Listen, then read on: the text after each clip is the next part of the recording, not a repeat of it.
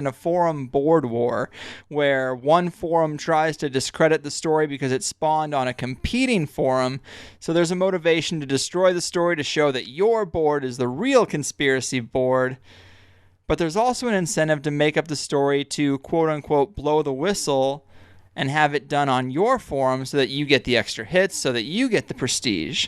But it's important to note that this information came out on a private network of people sharing this type of information first. I don't know, it's not quite clear. But once it went public, it caused a whole host of controversy in the conspiracy forum world. And also, you have to take what we know about disinformation into account, Could this have been a paid shill trying to throw everyone off the track? Could it be a half-truth? These are the questions you have to ask yourself. But never the fucking less, it is interesting. So who knows, people, but Len's book, Project Serpo, is very well reviewed, maintains a 4.5 on Amazon. 135 people can't be wrong, can they? But anyway, I always try to ask questions that a skeptic might ask, regardless of what I think, because I love to take someone from a no way is that possible to a well shit, maybe it is.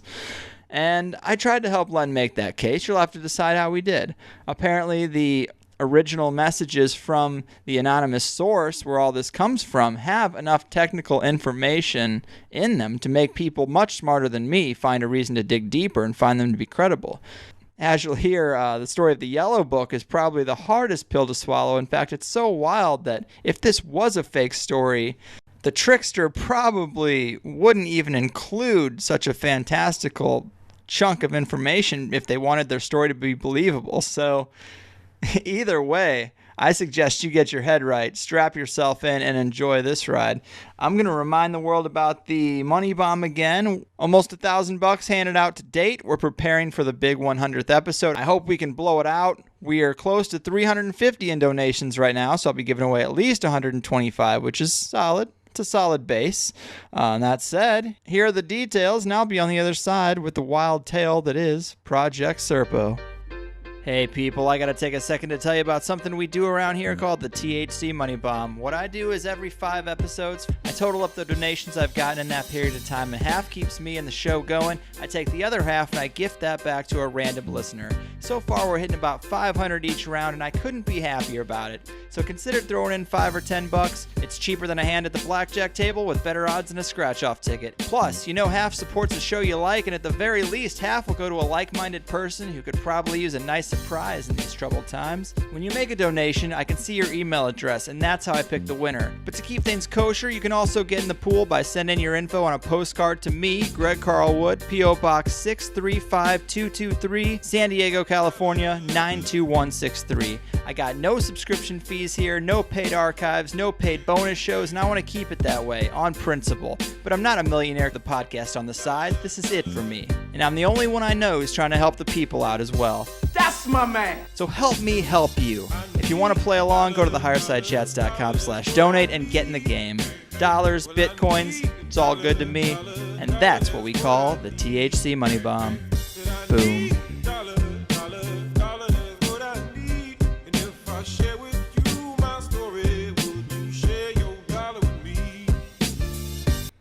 Well, folks, we've heard a lot of stories about human and alien integration before, with stories of secret underground bases, abductions, hybridization testing, and classified space programs. And today we're going to take a hard look at one of those stories in detail, a story that involves decades of ET contact and even a program to take human astronauts to the alien homeworld, a program called Project Serpo. Today's guest, Len Kasten, has written an extensive book called, appropriately, Secret Journey to Planet Serpo, a true story of interplanetary travel, and has been researching the secret ET involvement in the human storyline for quite some time, much of which is documented in his previous book, The Secret History of Extraterrestrials. Len, welcome to the show. Yeah, nice to be with you, Greg. Yeah, man, I'm psyched about this story, although there is a lot of controversy over its validity. And I mean, you're going to get that with any story that involves aliens. It's undeniable that you'll have that. But I hope we can make a case for Project Serpo that the people find within the realm of possibility. So to start us off, let's talk about the source of the information. How did this story come about? It started with a series of emails sent into an insider network, UFO network, of about 150 people. most of whom were ex-military and ex-intelligence people. So this was a high-level UFO network. They called it the UFO Thread List. And this series of emails was sent in from one of the members of the list, reporting on a program that took place in 1964 and 5, wherein we sent 12 Americans to a distant star system as part of an exchange program. Right. He was in a position to know because he was involved with the program many years ago. This series of emails took place in 2005, which was, so that was 40 years after the actual event. And apparently he was an older man by then, but when he was involved in the program, obviously he had been much younger. So that's how it all began. Right. So he sends these anonymous emails. How many pages of information would you say he put out there? Well, the email became the website was created to house the emails eventually, and that email became fleshed out with a lot of other information from other people involved in the program who also chose to remain anonymous, but who were intimately involved with it. So at this point, it has something. It's still out there, by the way, and it has about 13,000 words of information. So it's overwhelming, actually. Yeah. So have there been any other, outside of anonymous and a few other anonymous sources, have there been any credible whistleblowers that we know of that have been able to confirm this information? Well, all of whom have written into the website and remained anonymous. But what's remarkable about it is that nobody of any note has come forward to discredit it or debunk it. After, let's see, now it's been 9 years. This came in 2005. That was 9 years ago. So the information's been out there on the website for 9 years, and the important people have actually confirmed it. People like Rick Doty, who was in the Air Force Office of Special Investigation, had a lot of reasons to know what was going on. Whitley Strieber, and many people of that ilk have more or less confirmed it or have not rebuked it. Let's get into the actual story here. I mean, it's pretty fascinating stuff. This thing starts with Roswell, if I'm not mistaken, correct? Yes, Roswell. Start us off there. What's the storyline? Well, the Roswell crash, in the Roswell crash, 5 aliens died. 5 bodies were found near the craft, but 1 survived. And that survived the alien that survived made all the difference in the world, and that's what began the whole Project Serpo saga. Because he was taken to Los Alamos and questioned there. We found a way to communicate with him. One person said they actually operated on his larynx to make him able to talk. But I don't think that's really what happened, because it wasn't really necessary. He was able to more or less pick up some English, and but he did speak in those tonal variations, very much like what was shown in Close Encounters of the Third Kind. Yeah, that's very strange. I've heard about the connection to Close Encounters. There's a lot of speculation that it possibly is inspired by the first visitation with the aliens that apparently came back after they had made contact with this one that had survived the crash at Roswell. Well, the alien that survived the crash allowed us to get in communication with his planet.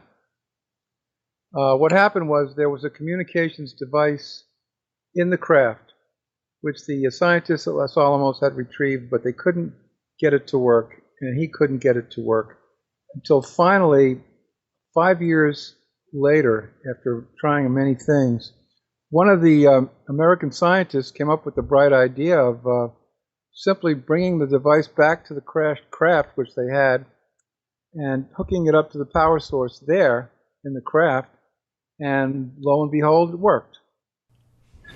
What's interesting about that is that it wasn't the alien that conceived the idea, it was one of the Americans. In any case, communications began in 1952 with his home planet, and he sent 6 messages in quick succession to that planet, one of which suggested an exchange program. And whose authority that was made, I'm not sure.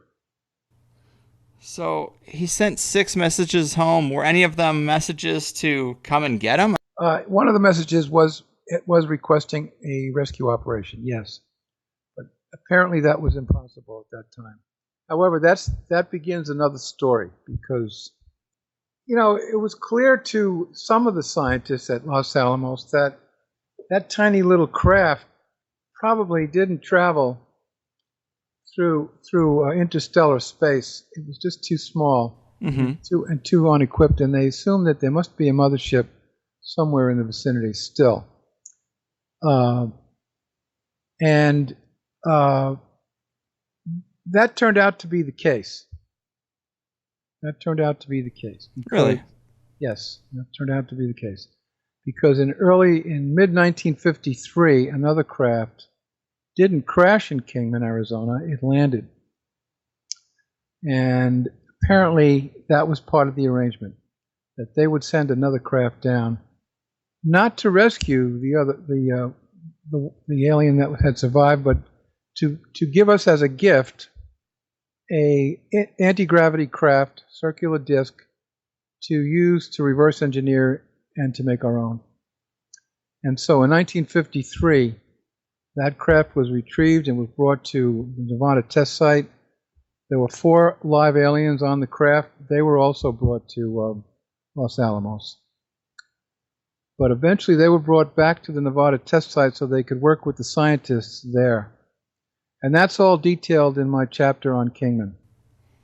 Interesting. So this, I guess, would mark the first major encounter with an ET species for the American government, but there's also speculation that the Nazis had similar type craft and similar type beings helping them. Was this the same type of was this a different entity, or was this the same group of aliens? Different. They were different. Different group?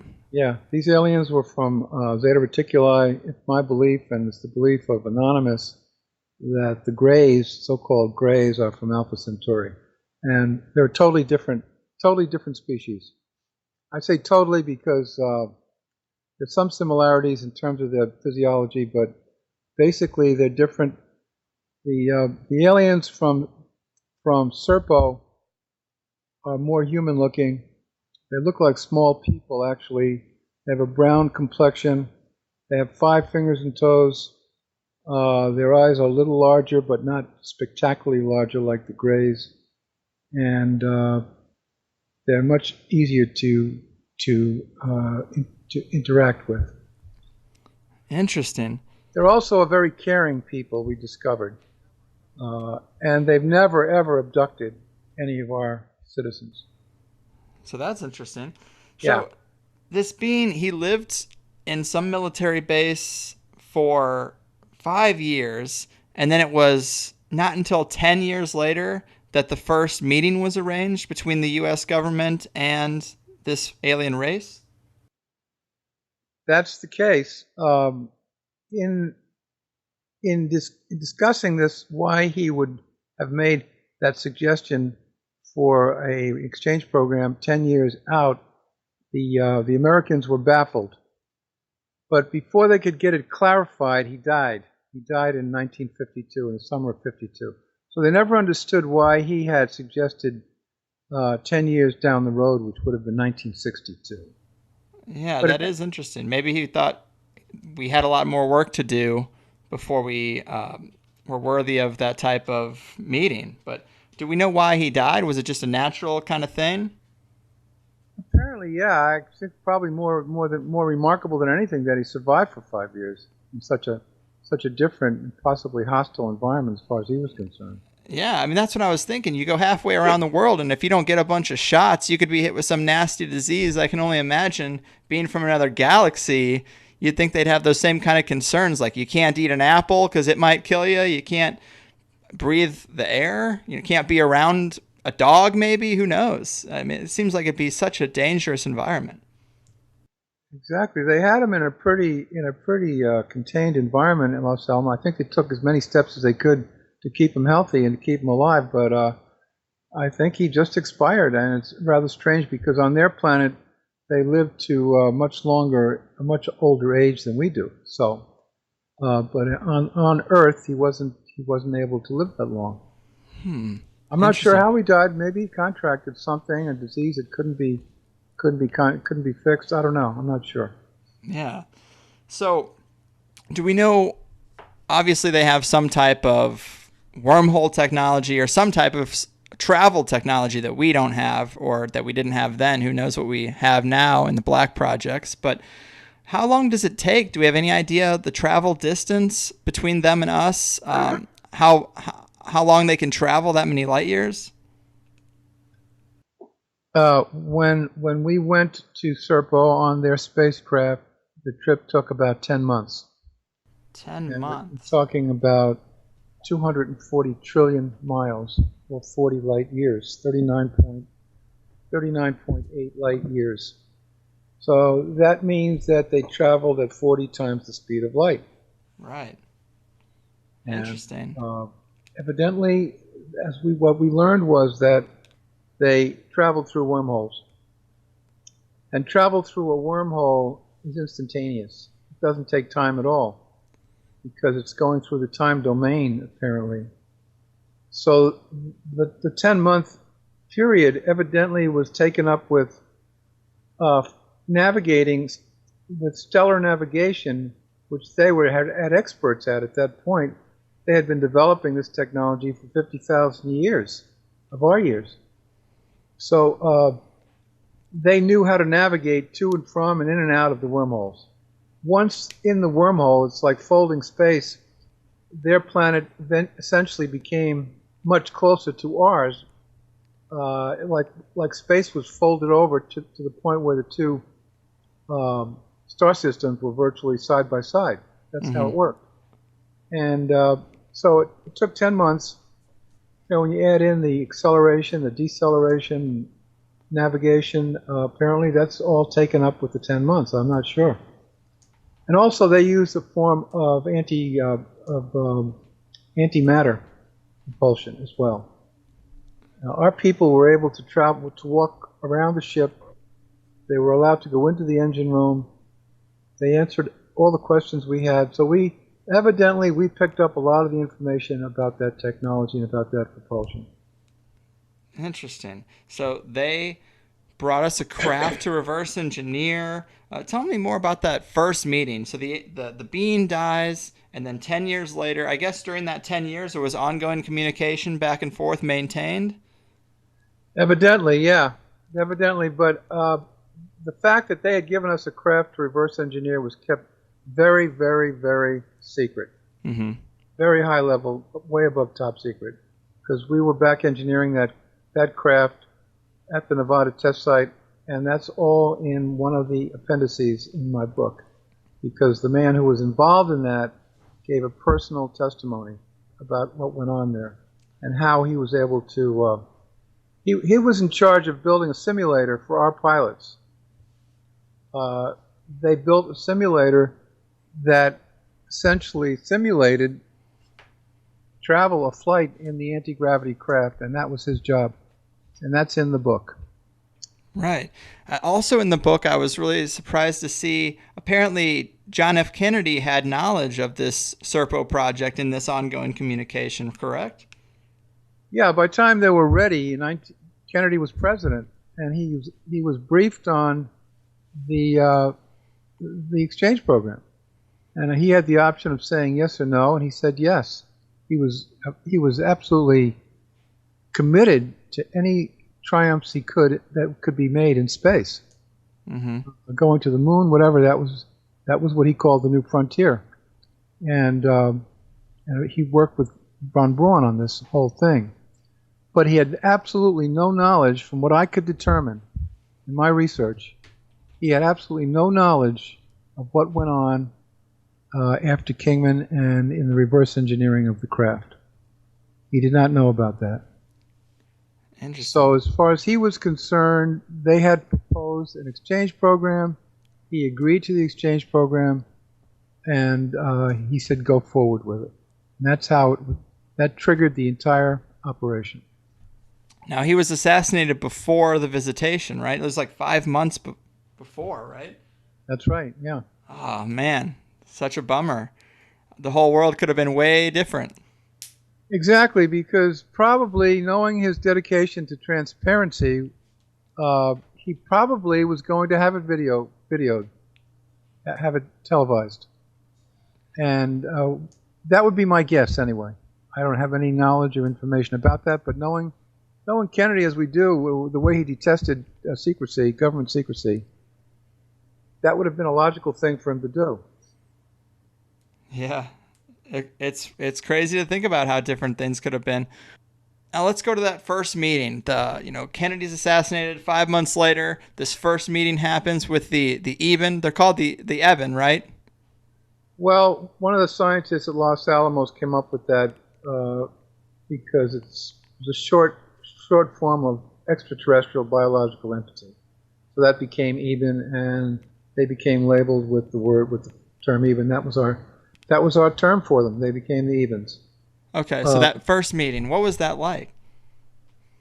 That first meeting, the first landing. Yeah, the first landing. They came in. We had a bit. They came and got their bodies. I understand. And there were a few other interesting details to that first meeting. We had the 12 Americans ready to board the craft in April of 1964. They were sitting on a bus outside of Holloman Air Force Base. That's where the first landing took place, was at Holloman in New Mexico. But when they arrived, they decided they did not want to take our people with them at that particular time. And they said they would come back in a year, in July of '65, for the exchange program. So in that first meeting, it was more or less of a ceremonial meeting. They gave us a very incredible gift at that point called the Yellow Book. Right. Tell us about the Yellow Book. Well, the Yellow Book was it was really like a block, more like a block, a plastic block or something. It wasn't really a book, but it was about the size of a book. And when it was opened, scenes appeared from the distant past all the way up to the present, going way back to the way our planet evolved and the way our species evolved. They had all that information in pictorial form. So it was like reliving it when you opened the book. And there was text, or there were words accompanying the pictures, and the words were in the language that you, the reader, spoke. Whoa. So apparently it had the ability to pick up from your thoughts or from your aura or whatever, your language, and then it would speak to you in that language. See, now the Yellow Book is fascinating to me. What kind of details did Anonymous give on the content of this Yellow Book? Because obviously our history is very skewed. It's been manipulated. There are a lot of unanswered questions. Did he elaborate on humanity's history and some of those areas of the unknown? Yeah, of course, and that's all in what's called the debriefing book. When the 7 Americans returned in 1978, only 7 came back, by the way. Mm-hmm. They were debriefed for a solid year by the DIA and by the Air Force Office of Special Investigation. And they were kept isolated for that period of time. That resulted in a 3,000-page book.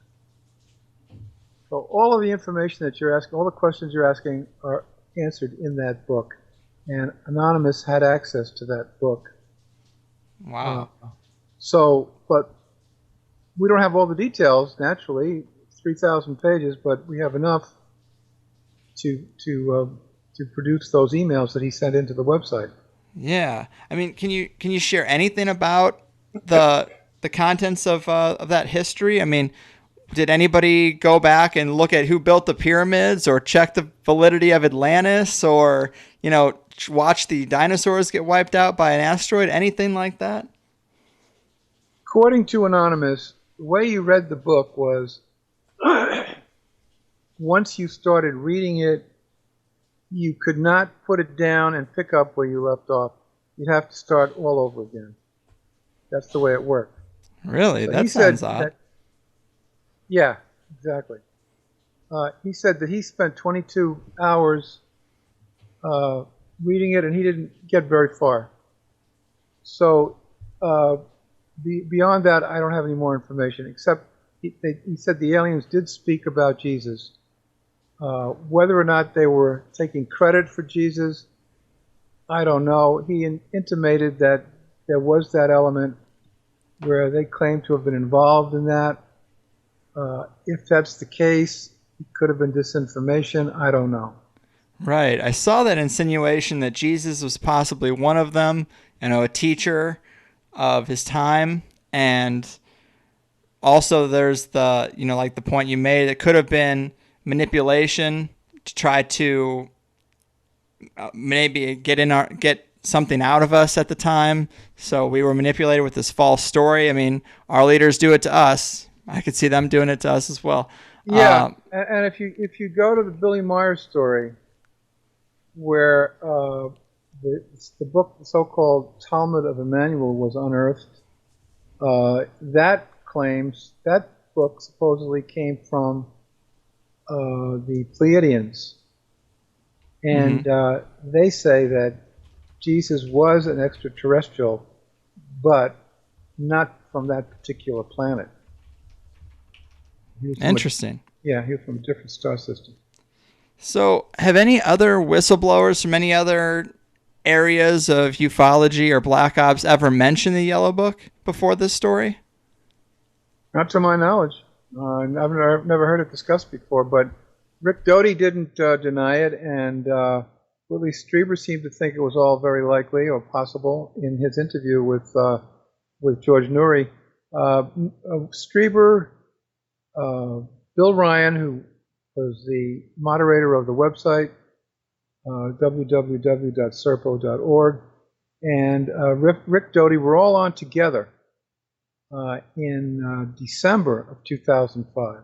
Remember, the information was revealed in November, so this was a month after the revelation, and none of the three really debunked it or denied it. In fact, the fact that Doty did not deny it and had the opportunity, I think, is the most significant of all. And Strieber had an interesting encounter with some people at one of the UFO congresses that he believed tied it to the Serpo story. Wow. Were they just had knowledge of it as well? Well, they just related that particular incident. He just related that particular incident and took the position that it could have easily have happened. That it was a very likely story. Gotcha. I think the attitude he took. So we have this first meeting. The aliens give us the Yellow Book.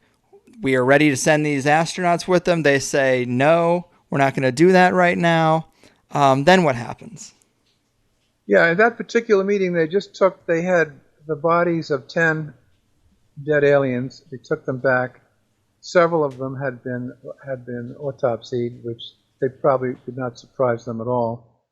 And that's what happened at that particular meeting. It was a ceremonial encounter. We had 16 people there waiting for them when they landed, and it's my belief that President Johnson was not among them. However, some high-ranking intelligence operatives and military people probably were. So that's what happened in April of 1964 at Holloman Air Force Base. By the way, the very first contact when they got into our atmosphere was that they had misplaced the landing zone by about 100 miles or so. And interestingly, there was a sighting of a craft that looked like the one that apparently they sent by Lonnie Zamora near Socorro at exactly that time.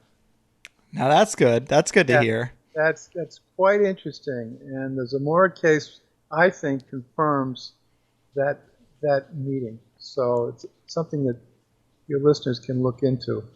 Yeah, because I mean, this is such a far out wild ride, but I want it to be real. I want to believe. So I'd love to hear those corroborating little pieces of evidence that kind of tie this all together. So they make a second trip out, and this time they do take astronauts with them, correct? Yeah, they said they would be back in 1965 in July, and to pick up our people. And so this caused a tremendous inconvenience, logistical nightmare, actually. They had 90,000 pounds of equipment waiting to load onto the alien craft. And the 12 Americans were sitting in a bus waiting to get on. So all that had to be postponed.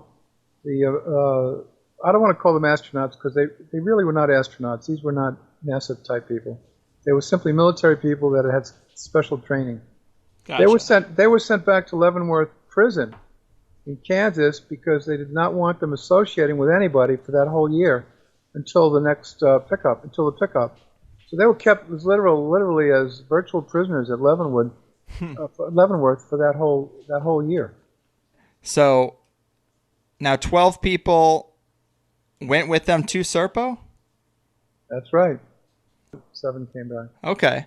So do we know what happened to those other people? The ones that didn't come back? I know one died in transit on the way there. That's right. What about the rest of them? 2 died on Serpo in about the 3rd year. They were originally scheduled to be there for 10 years. Around the 3rd year, 2 more people died. And then when the time came to return, only 7 wanted to return. 2 wanted to remain there. So 2 remained, and 3 died. 7 came back. Nice. So, and the second half of your book is filled with excerpts from the journal of one of the military people who was sent to Serpo, and it is so interesting to read through. Let's go through a little bit of that. Like, what can we tell the people about Planet Serpo from those 13 years they were there? What do we know about the ecology of the planet? Anything about the planet? Geography? Environment? Planet had 2 suns. The Zeta Reticuli star system is a binary star system. Supposedly, our astronomers tell us that the 2 suns are very far apart and probably would not appear in the sky at the same time. However, they were reported that they were in the sky at the same time, and therefore it never really got dark on Serpo. It would get down to like a twilight point, but never dark, because one of the suns would always be in the sky. Apparently, what we found out was that Serpo was the 4th planet in from that one of those suns, which was very similar in size to our sun. Mm-hmm. And it revolved around that sun. It did not do a serpentine revolution about both suns. So the sun it did not revolve around was always in the sky. But the other one was they revolved around that very much like we revolve around our sun. Interesting. So it was constant daylight there. And in terms of the actual planet, was it very Earth-like? Yeah, it was about the same size as Earth, but the same virtual weight, or in terms of kilograms, they estimated. It had a lot of similarities. The atmosphere was very breathable, but it was very hot. When they landed there, it was 107 degrees. But they gave them a place to stay underground so that it was cooler down there, and that helped a lot.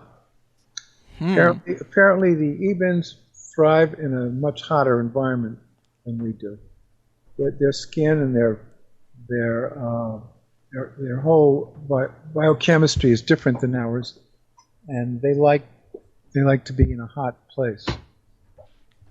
Now, did Anonymous say anything to the effect of who exactly we were dealing with? Because obviously the people from Serpo are dealing with just the United States or one country. They're not dealing with the planet Earth as a whole. Were we dealing with a unified planet or just a certain geographical area of that planet?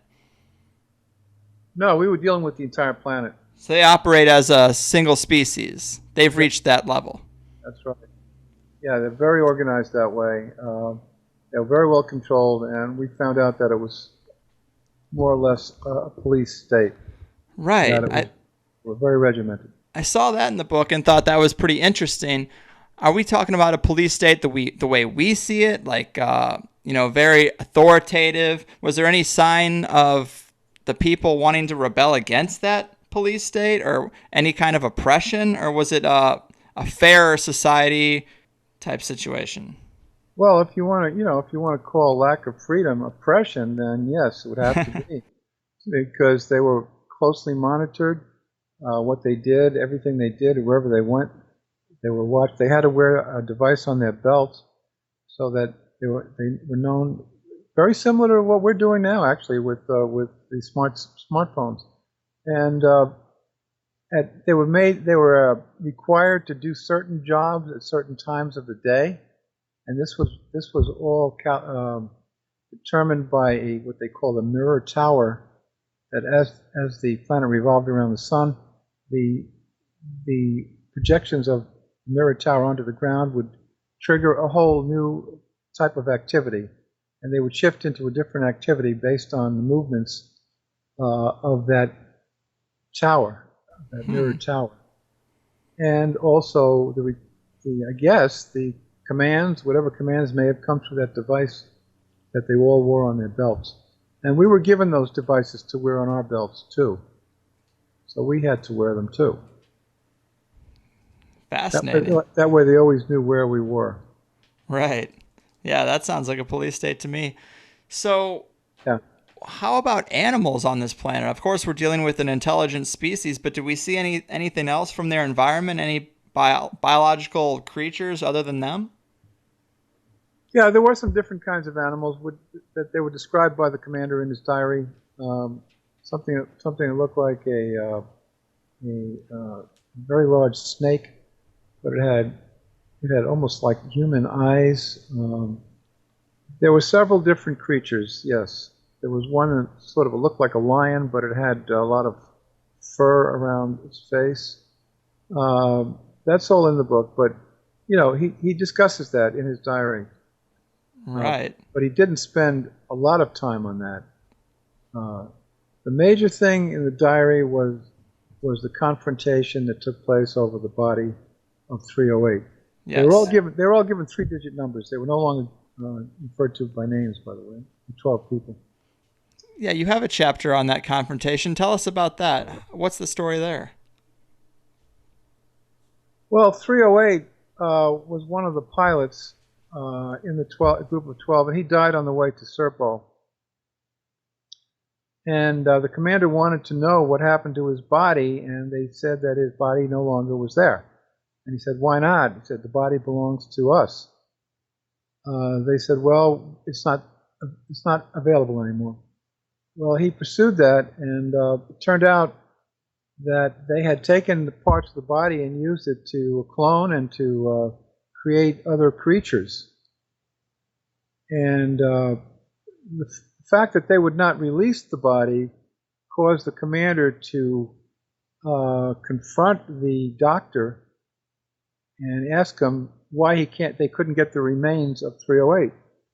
Finally, they relented and let us see their biological or their biotechnology laboratory, in which they used parts of creatures from many, many other planets that they had visited to create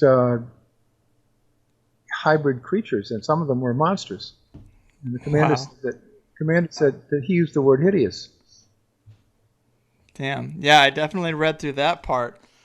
That was pretty crazy. He said one of them looked like a porcupine, one of them looked like some crazy beast. Yeah, exactly. And it disgusted him, revolted him, and his final statement was, "I have seen the dark side of this civilization." But, what he is calling the dark side and what he's calling evil is just a lack of understanding of the science that they were involved in. Mm-hmm. To them, I think it was all just experimentation, biotechnology. Right. But it is true that probably a lot of these creatures were being treated with cruelty. So, in a way, he was right. Now, did he say anything about their planet in terms of having overpopulation or a lot of pollution? Like, have they overrun their environment, or did they have a lot of uninhabited space? Yeah, a lot of uninhabited space. There were only 650,000 EBENs. Most of them lived around the central portion, like the equator, where it was hot. And what happened was they found out that in their history they had been involved in a 100-year war with another civilization. And evidently there'd been a lot of fatalities, and that may have been the reason why their population was so small. Ultimately, they prevailed using particle beam weapons. So they may have been a much larger population that just got wiped out in that war. Yeah. Now this particular planet that they called Serpo was not their native planet. They had come from a different planet about 5,000 years previously, which had been destroyed by volcanic eruptions. So they had moved, or they had simply they were all refugees essentially from their original home. One thing I also saw in the book that I thought was interesting about their society is that they didn't use any money. That's right, no money. They had huge warehouses, and anytime anybody wanted anything, they just went and got it. Now, I don't know if you're familiar with the idea of Jacques Fresco's Venus Project, but this sounds almost like the same society that he's proposing that we take up here, a resource-based economy where basically all objects, all material goods are in like a library system, and you can check them out whenever you need, just like a warehouse like you're talking about. No money, autonomous control.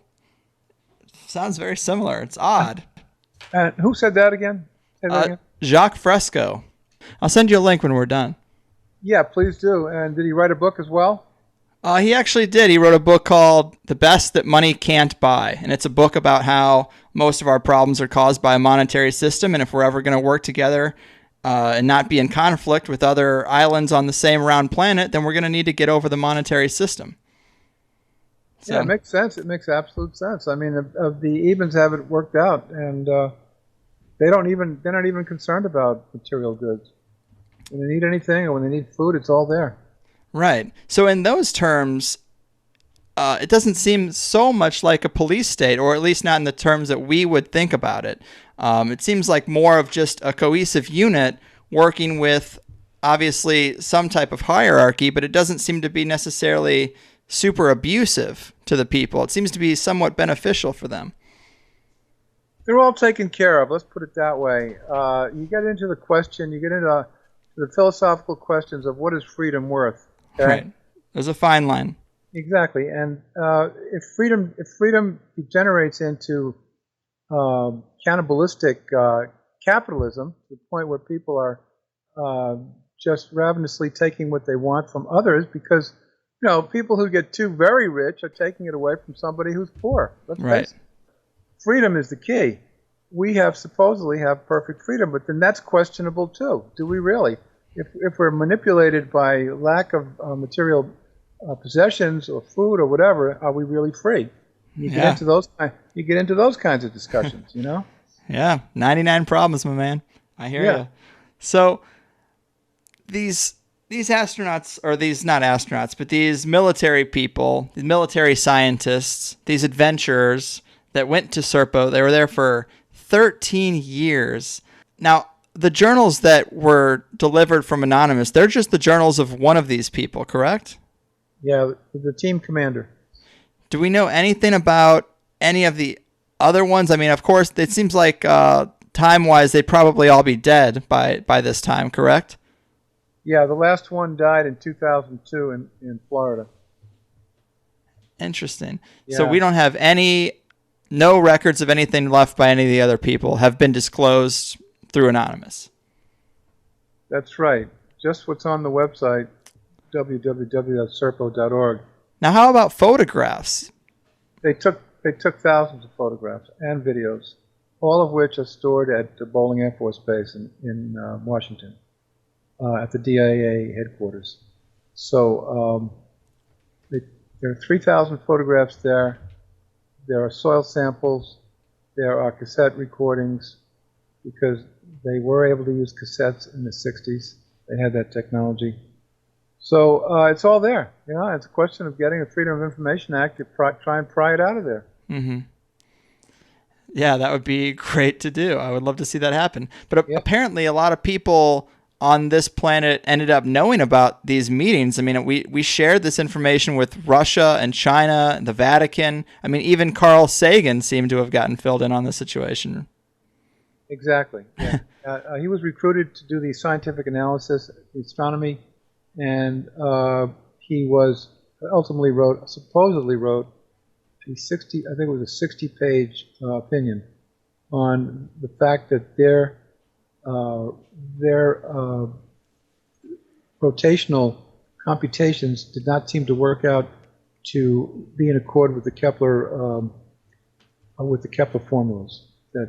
That gravitation was different in that particular solar system, which he admitted to reluctantly finally at the end. But he did sign his name to the report, and so that also is in the vaults at Bowling Air Force Base. His connection with it. But he did later write the book Contact. Right. He was not willing to come out. He was not willing to come out and admit that he'd been involved in that operation because it would have endangered his position at Cornell in the Cornell astronomy labs there. He was the director. NASA might have stopped giving them money. He had to walk a fine line, and he did it, I think, through fiction by writing the book Contact, which was made into a movie, as you know, with Jodie Foster and Matthew McConaughey. So, outside of the confrontation over one of the human bodies, I mean, 13 years is a long time. What did they spend their time doing? Did they just integrate into society? Did they just study with these EBEN scientists? They had an agenda. The agenda was given to them by our people at Los Alamos. They kept it very military. In the early stages, they saluted each other as they passed. They stopped doing that after a while. After about the 6th year, I believe they were finally given a community of their own in the northern quadrant, which was much cooler. And they didn't have to live in that heat anymore. From the way the commander described it, it was similar to the climate of Montana, and had the same kind of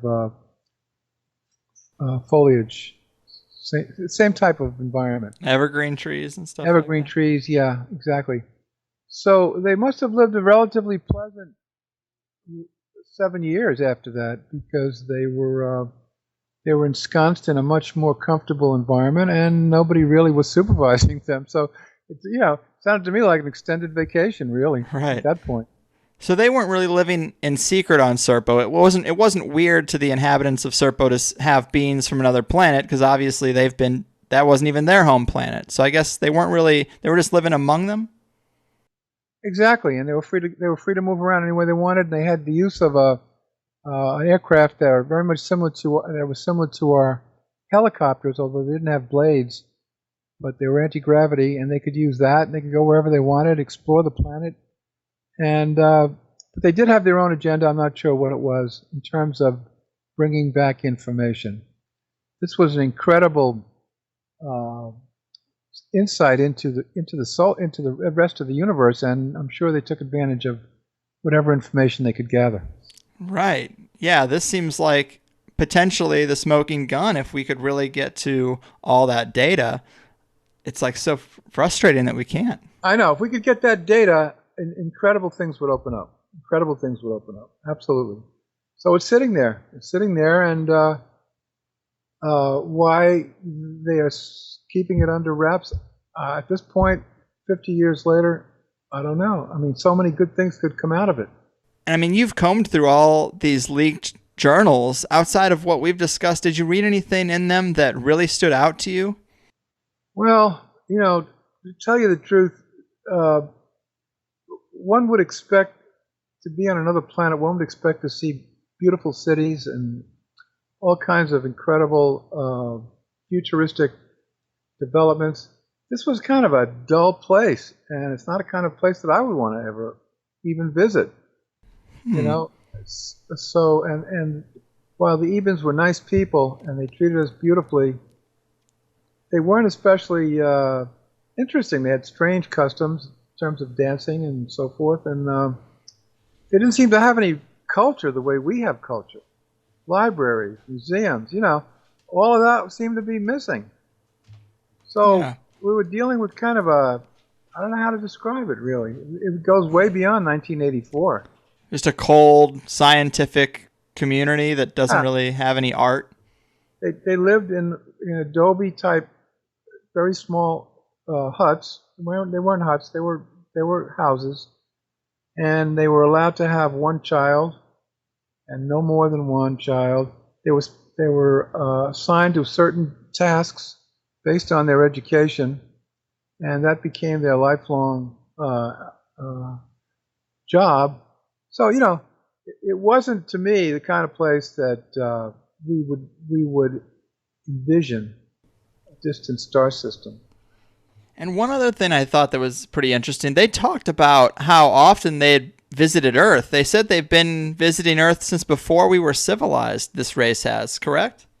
Yeah, exactly, and that's why they spoke of Jesus, and they spoke of a lot of other developments on our planet that they knew about.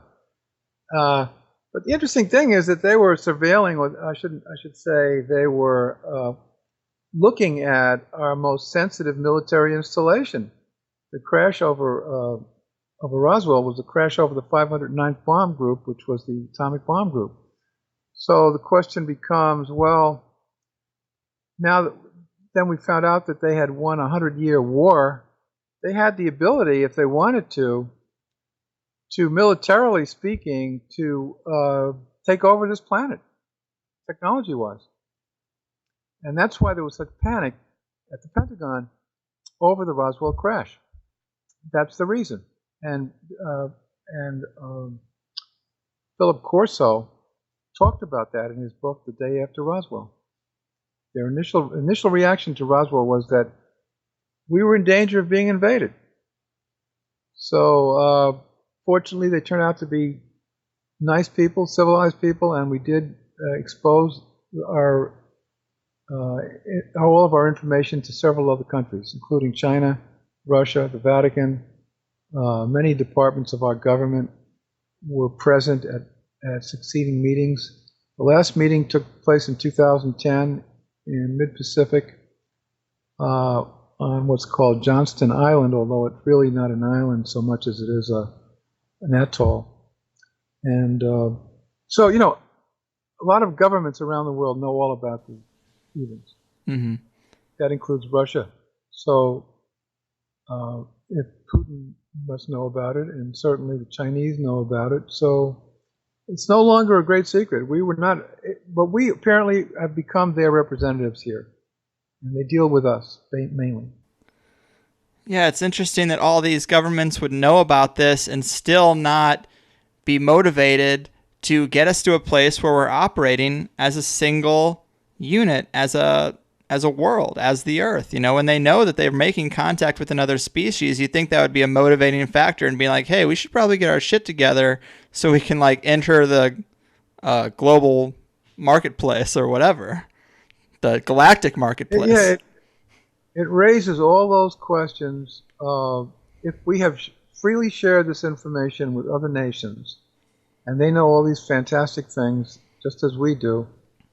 You'd think there would be some sort of a worldwide movement to in terms of a diplomatic relationship with this planet and all the other planets that they have visited. Don't forget, they've been roaming the galaxy for 50,000 years. Can you imagine what they know? Yeah. They probably know all kinds of things, but that brings up another interesting point. As I've been interested in Roswell since I was a kid, but I've always wondered how a spaceship could navigate a wormhole, and this race could be traveling for tens of thousands of years around the universe and then crash in the Arizona desert. It's an amazing story. Yeah, absolutely. Who knows? Maybe they crash on other planets as well. Their technology is not perfect. Right. And apparently, the radar it was a very powerful radar around around Roswell Air Base that caused the crash. But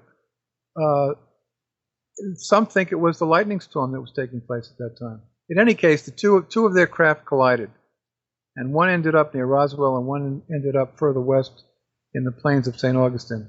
And we eventually recovered the remains of that craft as well. And according to the briefing that was given to President Reagan, both ships were the same design and the aliens were exactly the same. So what happened was two of their craft collided.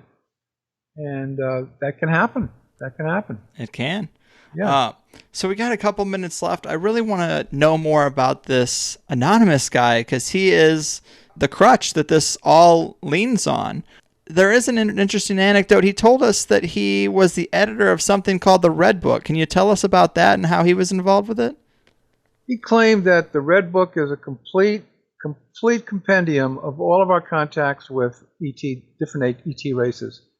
And in his release to the website, he said that we had contact with nine races altogether, including the EBENs. And some of the life forms that we have dealt with, he claimed, were actually not completely biological. They were part automaton, but they were able to make decisions. So he talks about that. That's all in my book. And it was his job as the editor of the Red Book to brief sitting presidents on updating them on our contact with ETs, both ours and around the world. And that's known as the Red Book. And as the editor of the Red Book, and as the man who briefs sitting presidents, you've got to believe that he's way up there in the intelligence hierarchy. And my own guess is that he was probably on MJ12. Ah, yeah.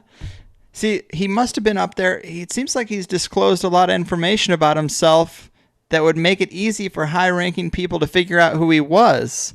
Because there can't be that many people who edited the Red Book and briefed presidents. Exactly. And I think Rick Doty knows who he was.